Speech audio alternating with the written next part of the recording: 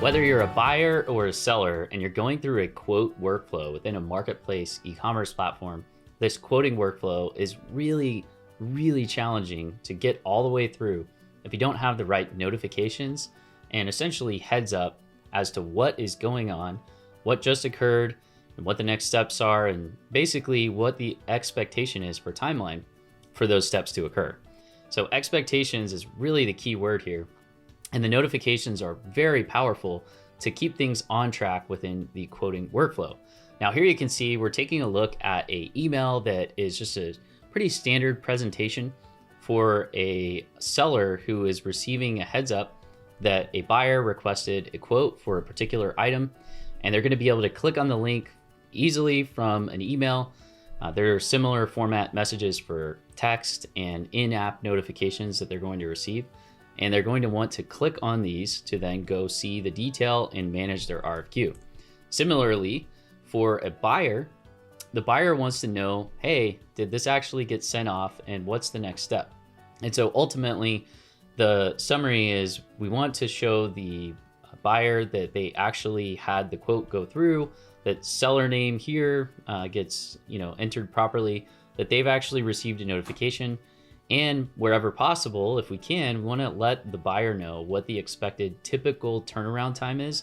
And we can even make that dynamic based on the seller's statistics.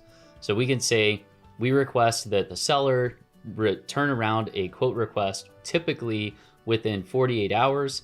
This particular seller's typical response time is 27.5 hours. You can vary this and you can put some range on it.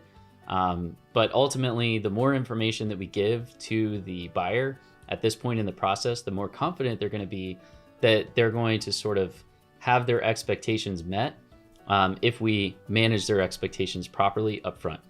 Now, the other thing I want to point out is that once a quote is actually ready, we also then want to provide the buyer with some opportunity to go take a look at that, but also some other recommendations potentially. Now, one of the big challenges or opportunities with a marketplace is making sure that the buyer gets what they're looking for. Now, ultimately, wherever we can, we want this to be a win-win with the seller. But at the end of the day, the requirement for the marketplace is that the buyer find what they're looking for and that they complete a transaction successfully and that it goes well, so that hopefully they continue to come back to the marketplace. That's what's really driving everything as far as the demand side of the equation. So we really want to make sure that we are providing suggestions, potentially from the store where the seller is quoting from, but also it could be from other aspects of the marketplace. So ultimately, we just wanted to show some of these different quote request emails and notification types that are going to go out during the quote request process. We encourage you, when you're working on your marketplace e-commerce platform and you're going through a quoting workflow, that you consider the notification aspect of it to be vitally important. This can make or break the process for a buyer or seller. Think about it. When was the last time that you didn't receive a notification and you didn't have your expectations properly managed and you actually were really happy with that stage of the process?